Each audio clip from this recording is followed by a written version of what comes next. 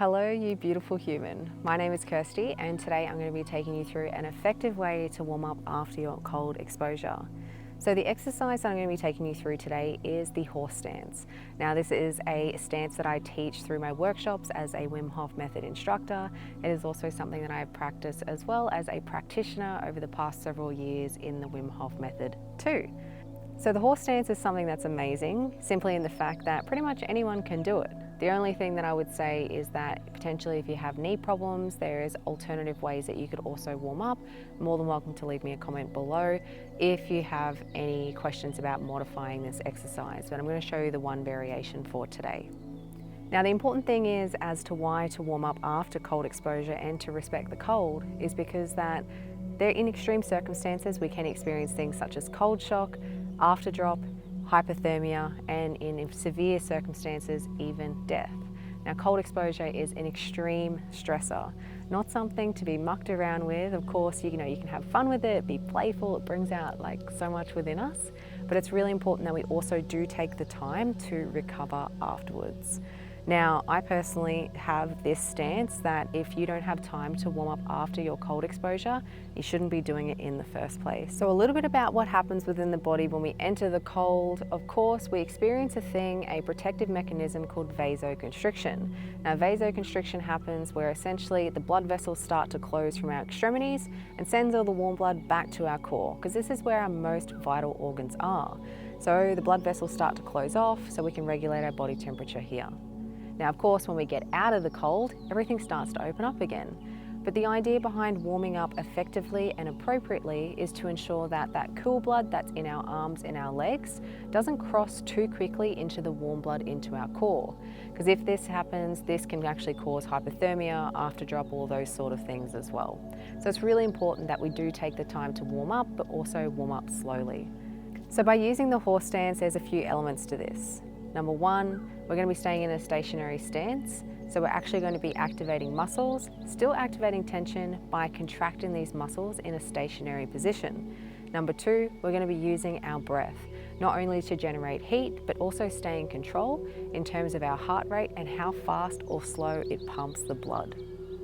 So if you've never done the horse stance before, it's very simple. If you've ever ridden a horse, it is very similar to that. But if you have not, all we want to do is take a stance just outside of our shoulder width, maybe a bit more if you'd like, or maybe a bit less, and slightly point our toes to a 45-degree angle. We're going to grip the ground, heel, big toe, grip the ground. So we should feel our quads and our glutes and our hamstrings start to activate. What we're going to do then is sink down. So it's sort of like a wall sit, essentially, but at a wider stance. So we're going to stay in this position. We're going to come into prayer. We're going to take our breath. Now, our breath is very important in this exercise. I'm going to show you first and talk you through it, and then I'll show you an example when I am not talking as well. So we're going to inhale, and as we push across our body, we're going to exhale. So I'm going to show you an example now.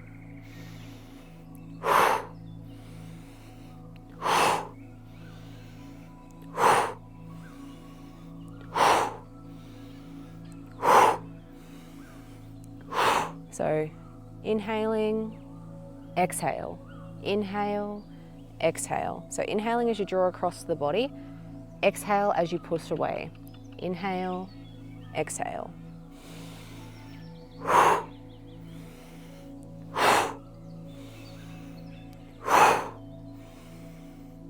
And that there is the horse stance. It's very, very simple. So now I'm going to talk you through and break it down how this benefits us warming up afterwards. So number one, when we're in the horse stance, and I'll show you and I'll break it down, when we're in this part of the horse stance, we're in a static position. We're still contracting these muscles. Now these muscles are the largest muscles in the body, our quads, our hamstrings, and our glutes. Now when these are contracting, they're also generating energy, and energy means heat. So we start to heat up the blood that is in our legs, and it starts to cross into the warm blood into the core, so it doesn't have too much cool blood crossing over, which is awesome. Now the second part is the breath. Now the first element to the breath piece is number one, is the rate that we breathe will determine on how fast or slow our heart will beat. And of course this pumps the blood around our body. So as we slow down the breath,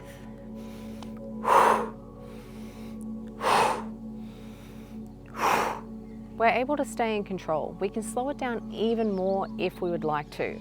And the idea behind this is that we're slowing down that heart rate. So as that cool blood mixes with the warm blood in our core, as it starts to cross over, it doesn't happen so quickly because we're slowing down the heart rate.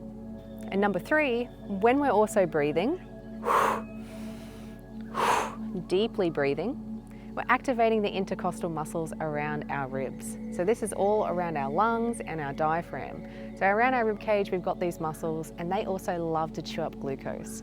So of course, when we're generating energy, we're also generating heat. So we're also still warming up that blood as it's coming back into the core. So that's an effective way to be able to warm up after cold exposure. Now, how long should you do this for? Until you feel warm. There is no time limit, you do it until you feel warm. If you start to feel a bit shivery or cold afterwards, just jump back into the horse stance and stay focused. Why we don't recommend going for a run or doing a workout afterwards after you've done some cold exposure straight away without taking the time to warm up in a stance like this? Well, simply because if we went from 0 to 100, our heart is going to pump super, super hard, which means that that cool blood and that warm blood is going to cross very, very quickly. Now, of course, that can cause things such as afterdrop or hypothermia, but can also cause heart attacks as well. So it's really important that we do take that time to warm up our blood in the most effective way possible. Now, you might have the question about, what about saunas, the hot-cold therapy? It's still important just in between to be able to take the time to warm up, allow your body to get back to balance as much as possible, and then swapping over.